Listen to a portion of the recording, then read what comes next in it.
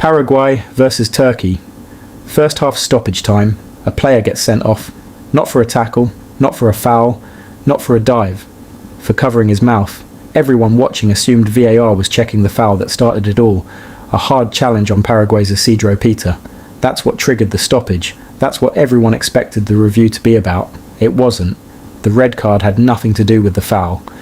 So how does covering your mouth get you ejected from a World Cup match? FIFA added a new law before this tournament started. It's called the Prestianni Law.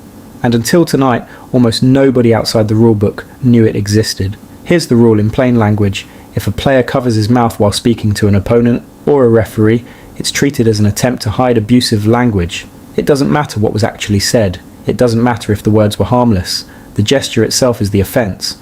Watch how it actually played out. Almirón fouls a Turkish player near midfield. Words get exchanged. He covers his mouth with his hand for about 2 seconds while talking to Turkey's Mert Mulder. Mulder immediately appeals to the referee. Referee Ivan Barton goes to the screen. Straight red card. Paraguay down to 10 men. Before half-time, in a match they were still leading, this is the first ever red card in World Cup history for this exact gesture. It's also only the third red card in Paraguay's entire World Cup history, and it came from a hand gesture, not a tackle. Now here's the part nobody's talking about. Players have been covering their mouths on camera for years. It's instinct. Footballers do it to stop lip readers, to stop broadcast microphones, to keep trash talk private. Commentators used to joke about it. Coaches taught it. FIFA just turned that instinct into a sending off offence. Think about what that actually means. Almirón probably didn't even think about the gesture. It's muscle memory built over an entire career.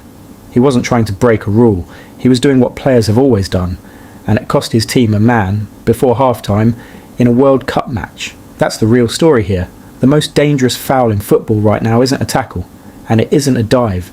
It's a habit players didn't even know they had. So next time you watch a match and you see a player lean in close, hand near his mouth, mid-argument with an opponent, that's not just trash talk anymore. That's a red card waiting to happen. He got sent off for covering his mouth. And in 2026, the most punished gesture in football isn't violent. It's quiet. The game has not changed. You're welcome. Subscribe to Footy Explained for more hidden football stories, psychology, and World Cup moments most fans never hear about.